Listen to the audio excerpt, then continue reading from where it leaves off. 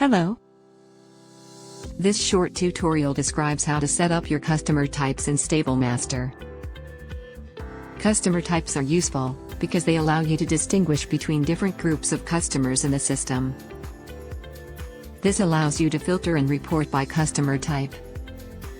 Typical examples of customer type could be livery, riding school, student, disabled. You can have unlimited customer types, but we would recommend you try to keep them to a minimum. Go ahead and enter your customer types.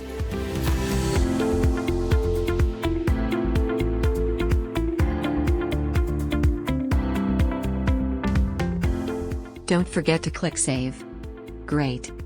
Next, we look at ethnicity options in the system. Thanks.